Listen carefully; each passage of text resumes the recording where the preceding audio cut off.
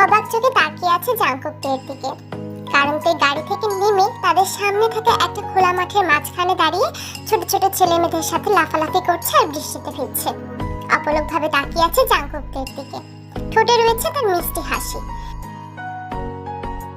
এই মুহূর্তে জাংকুকের কাছে থেকে ছোট্ট একটা বাচ্চা ছাড়া আর কিছুই মনে হচ্ছে না। কি বলবে, এই মেয়ে অনার্স থার্ড ইয়ারে পড়ে, মনে তো হচ্ছে 2 বা 3 কোনো স্টুডেন্ট। এই মেয়ে যে সত্যি পাগল এটা বুঝতে আর বাকি নেই জাংকুকের। মুখ থেকে তার অটোমেটিকলি বেরিয়ে আসলো, প্রিয়সী পাগলি একটা মেয়ে। এই মুহূর্তে জাংকুকেরও ইচ্ছা করছে বৃষ্টিতে ভিজতে, কিন্তু আবার ভাবছে না থাক। আবারও মনোযোগ দিল জাংকুক তের দিকে। একটা সাদা রঙের সালোয়ার কামিজ পরে আছে তে, চুলগুলো খোলা, যেগুলো বৃষ্টির পানিতে ভিজে শরীরের সাথে লেপ্টে ছিটিয়ে আছে। ঠোঁট দুটো কাঁপছে তের, যা একদমই চোখ এড়ায়নি জাংকুকের। চোখ বন্ধ করে নিল জাংকুক। এক অদ্ভুত শিহরিত অনুভূতি বয়ে যাচ্ছে জাংকুকের ভেতর দিয়ে, যেন আবারও সে প্রথম দিনের মাতাল করা মায়া জড়ানো অনুভূতি। কিছু একটা চোখের সামনে ভেসে আসছে জাংকুকের। জাংকুক তার বুকের বাম পাশে হাত রাখলো। আবারও সেই বুক কাঁপানো ফিলিংস। জাংকুক মুচকি হাসলো, চোখ বন্ধ করে ভাবলো সে মায়াবী চোখ, মিশালো ঠোঁট, চোখে এক অদ্ভুত মায়া যেটা গ্রাস করেছে জাংকুককে। 2 হাত ভর্তি সাদা রঙের কাচের চুড়ি, কোমর ছড়িয়ে যাওয়া ঘন কালো লম্বা চুল, পরনে তার সাদা রঙের জর্জেটের শাড়ি, হাতে তার এক মুঠো কাঠগোলাপ। সেটা মনোমুগ্ধকর বানিয়ে দিয়েছিল জাংকুককে। আনমনে হাসলো জাংকুক। হঠাৎ করে কারো ঠান্ডা হাতে স্পর্শ পেয়ে হালকা কেঁপে উঠল জাংকুক। সাথে সাথে তার কল্পনা রাজ্য থেকে বেরিয়ে এসে চোখ খুলে তাকালো। চোখ খুলতেই তে বলে উঠল, উফ স্যার, তাড়াতাড়ি চলুন, ঠান্ডায় জমে যাচ্ছি আমি। হকচকে উঠল জাংকুক। তে ভিজে একদম একাকার হয়ে গেছে। চোখ মুখ দিয়ে এখনো টপ টপ করে পানি পড়ছে তার। জাংকুক এখন তাকিয়ে আছে তের চোখের দিকে। জাংকুক স্যারের ভাবনার মাঝখানে আবারও বলে উঠলাম আমি, কি হলো স্যার, কোথায় হারিয়ে গেলেন বলুন তো? হ্যাঁ না, এসব কি অবস্থা করেছো তুমি নিজের? কি বলুন তো স্যার, বৃষ্টি বরাবরই আমার পছন্দ। আর যদি বৃষ্টির ভেতরে বাচ্চারা লাফালাফি করে তাহলে তার কথাই নেই। ওদের সাথে না ভিজলে আমার তো ভালোই লাগে না। তাই দূর থেকে যখন দেখলাম বাচ্চাগুলো বৃষ্টিতে ভিজছে, তখন আর নিজেকে কন্ট্রোল করতে পারলাম না। তাই আর কি করি এখন, একটু তাড়াতাড়ি চলুন তো স্যার, শীত করছে তো। ও হ্যাঁ, বলেই গাড়িটা স্টার্ট দিল জাংকুক। জাংকুক স্যার গাড়ি স্টার্ট দিতেই বাচ্চাগুলো জানালার কাছে এসে বলল আমায়, আবার আসবে কিন্তু আপু। আমি মুচকি হেসে বললাম, নিশ্চয়ই, আজকে তাহলে আসি, টাটা সবাইকে। টাটা আপু, টাটা। এখনো বৃষ্টি পড়ছে বাহিরে, এদিকে ঠান্ডা লাগছে খুব। তাড়াতাড়ি বাসায় না পৌঁছালে না জানি আম্মু কি বলে। বৃষ্টিকে খুব ভালোবাসো বুঝি? আচমকা জাংকুক স্যারের মুখে এমন কথা শুনে হকচকে উঠলাম আমি। তারপর মুচকি হেসে বললাম, ভীষণ। আপনি বাসেন না স্যার? বাসি তো। তাহলে ভিজলেন না কেন?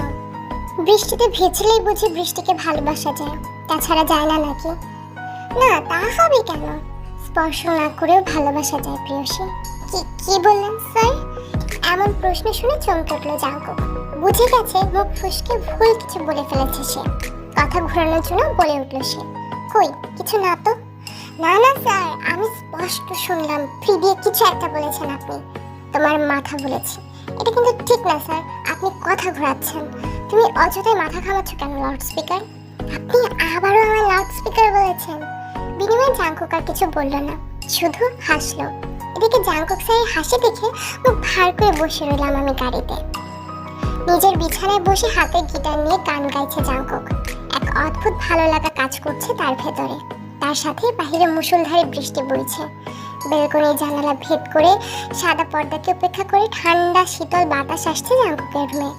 সেই বাতাস জাংকুকের মনকে উপসারিত করছে ভীষণ। চোখ বন্ধ করে পরিবেশটাকে অনুভব করছে জাংকুক, যেন এক অদ্ভুত শিহরণে আটকে যাওয়া মনোভাব। এমন সময় কফি হাতে জাংকুকের রুমে প্রবেশ করলো জাংকুকের বড় বোন জিসু। ভাইকে হঠাৎ এতটা খুশি হতে দেখে অবাক হয় সে। তবে তার ভাইয়ের গান গাওয়াটা তার কাছেও খুব ভালো লেগেছে। তাই কফি হাতে চুপ করে দাঁড়িয়ে আছে সে। বেশ কিছুক্ষণ পরে জাংকুক তার গিটার বাজানো বন্ধ করে দিল, সাথে গান গাওয়াটাও। চোখ খুলে সামনে বড় বোনকে দেখে অবাক হয়ে বলল সে, আপু তুই? হঠাৎই ভাইয়ের মুখে এমন কথা শুনে জিসু মুচকি হেসে এগিয়ে যায় জাংকুকের দিকে। কফিটা জাংকুকের হাতে দিয়ে বিছানায় বসলো সে। জাংকুকও খুশি মনে কফিটা তার হাতে নিয়ে রাখলো তার বিছানার পাশে টেবিলের উপরে। জিসু তার কফিতে চুমুক দিতে দিতে বলল, খুব খুশি খুশি মনে হচ্ছে ভাই। মানে? না, হঠাৎ গিটার হাতে গান গাচ্ছিস, আবার মুচকি মুচকি হাসছিস, কারো প্রেমে টেমে পড়লি নাকি ভাই? ধুর, তুমি যে কি যে বলো না আপু। তার মানে তুই কারো প্রেমে পড়িসনি? একদমই না। তাহলে গান গাচ্ছিস কেন? আর গানের মাঝে মাঝে হাসছিলিও বা কেন? আরে আপু, ওটা তো জাস্ট এমনি ভালো লাগছিল তাই আর কি। সত্যি বলছিস? মনে তো হচ্ছে না। বিনিময়ে জাঙ্কুক আর কোনো কিছু বলল না। ভাই চুপ হয়ে যাওয়া দেখে জিসু আর কিছু বলেনি। মুচকি হেসে রুম থেকে বেরিয়ে যেতে নেয় সে। আর যাওয়ার আগে বলে, চালিয়ে যা ভাই।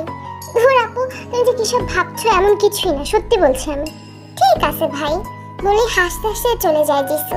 মনে হয় না সে জাঙ্কুকের কথা বিশ্বাস করেছে। এদিকে জিসু যেতেই জাঙ্কুক নিজেকে নিজে বলল, do you love her Jungkook? মোটেও না। সত্যি সত্যি তো, তাই না? হাসলো জাঙ্কুক। কি চলছে তার মনে সেটা জাঙ্কুক নিজেও জানে না। আবারও গিটার বাজাতে লাগলো জাঙ্কুক, সাথে বাহিরে ঝিরিঝিরি বৃষ্টির আওয়াজ। রাত 9টা। কাঁথা মুড়িতে বিছানা লেপটে শুয়ে আছি আমি। সত্যি আজকের দিনটা ভালো কাটলো, শুধু সকালটা বাদে। হঠাৎই টেবিলের উপর চোখ গেল আমার, কারণ টেবিল জুড়ে রয়েছে আমার ব্যাগের ভেতরে থাকা সব জিনিসপত্র। কিছুক্ষণ আগে আম্মু সব রেখে গেছে, কারণ ব্যাগটা ভিজে গেছে অনেকটা। টেবিলের দিকে এক দৃষ্টিতে তাকিয়ে আছি আমি। হঠাৎই চোখ গেল আমার স্যারের দেওয়া সেই পা ব্যথার মলমটার দিকে।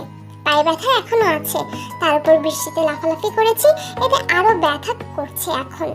হুট করে বিছানা থেকে উঠে বসলাম আমি। টেবিল থেকে মলমটা হাতে নিয়ে ঘোরাচ্ছি আমি। টিউবলাইট আসলে হয়তো খুব ভালো, কিন্তু বারবার কান কেন ধরায় আমার? আর তো কত শাস্তি আছে, কিন্তু হনুমানটা শুধু কান ধরিয়ে রাখে। কিন্তু যাই বলুক, হনুমানটা দেখতে খুব সুন্দর। এতে তুই এসব কি বলছিস? তুই ওকে বাকি মেয়েদের মতো ক্রাশ ট্রাশ খালি নাকি? এই কথাগুলো বলে নিজেই হাসছি আমি। ধুর, ফালতু একটা। এই না না, কি সব উল্টা ভাবছিস তুই একটা পাগল, সত্যি পাগল। আসলে সবাই যে তোকে পাগল বলে এমনি এমনি বলে না, এই জন্যই বলে। কে বলতো বোন? আচমকা ভাইয়ের মুখে এমন কথা শুনে হকচকে উঠলাম আমি। হাতে মলমটা লুকিয়ে নিলাম কাঁথার ভাঁজে। তারপর হালকা হেসে বললাম, কেউ না তো? তাহলে বললি কেন? ওটা তো এমনি বলেছি, তুমিও না সব কিছু নিয়ে প্রশ্ন করো। ওভাবে তাকানোর মতো কি আছে? এমন কিছু বলিনি কিন্তু ভাইয়া। তোর জন্য চকলেট এনেছিলাম, কিন্তু এখন ভাবছি দেবো না। এটা কিন্তু তুমি ঠিক করছো না ভাইয়া।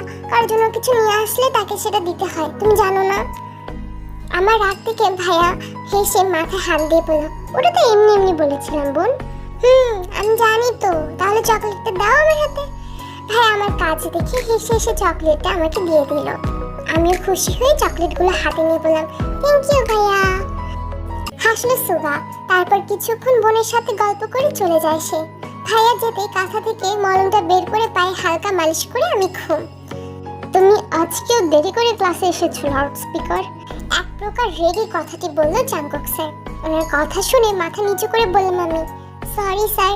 What sorry? আজকে তোমাকে এর জন্য অনেক বড় শাস্তি পেতে হবে। তুমি এক পা তুলে কান ধরে দাঁড়িয়ে থাকবে। প্লিজ। সরি স্যার, ভুল হয়ে গেছে। ওয়েট, এটাও করবো না তোমার সাথে।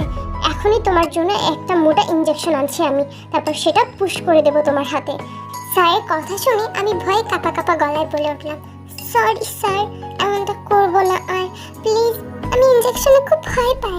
তার জন্যই তো দিব, যাতে তুমি এই শাস্তির কথা মনে করে তুমি আর কাল দেরি করে না আসো। প্লিজ স্যার, এমন করবেন না। আমি কাল থেকে আর দেরি করে আসবো না। আজকে তোমার কোনো কথাই শুনবো না। ডাক্তার, ইনজেকশন পুশ করুন তাড়াতাড়ি ওর হাতে। Okay sir. এই না না, প্লিজ স্যার, এমন করবেন না। ওর কথা একদমই শুনবেন না। বলেই ডাক্তার একটা মোটা ইনজেকশন বের করলো। সাথে ভয়ে আটকে উঠলাম আমি। দৌড়ে পালাবো এর আগে জাঙ্কুক স্যার চেপে ধরলো আমায়। ডাক্তার আমার কাছে এসে ইনজেকশন পুশ করতে যাবে, এর আগে জোরে চিৎকার দিয়ে বিছানা থেকে উঠে বসলাম আমি। ঘড়ির কাঁটায় তখন 9টা বাজে। উফ, তার মানে স্বপ্ন দেখছিলাম আমি। কি ভয়ঙ্কর স্বপ্ন। না না, আজকে যে করেই হোক স্যার ঢোকার আগে আমাকে ক্লাসে ঢুকতে হবে ভেবেই দৌড়ে ওয়াশরুমে ঢুকে পড়লাম আমি। কোনোভাবে ফ্রেশ হয়ে নিচে নেমে না খেয়ে দৌড়ে বের হলাম বাসা থেকে। অবশ্য যাওয়ার আগে আম্মু আর ভাইয়া বলছিল খাবার খেয়ে যেতে, কিন্তু আমি সময় নেই বলেই পালিয়ে এলাম। রিক্সা থেকে নেমে সোজা ভার্সিটির গেট টপকে দৌড়ে আসছি আমি। কোনোভাবেই যাচ্ছি না লেট করে রুমে যেতে। সিঁড়ি বেয়ে ঝড়ের গতিতে উপরে উঠছি আমি। আর এই ঝড়ের গতি ফেলে দিল আমার মহা বিপদে, কারণ বেশি জোরে দৌড়াতে গিয়ে কারোর সাথে ধাক্কা খাই আমি। আর আচমকা এমনটা হতে সে দাঁড় সামলাতে না পেরে পড়ে যায় নিচে, আর আমি তার উপরে। নিচের ব্যক্তিকে দেখে আমার চোখ তো পুরো রসগোল্লা। হাই রে, এখন কি বাজাবে তোকে লাউড স্পিকার?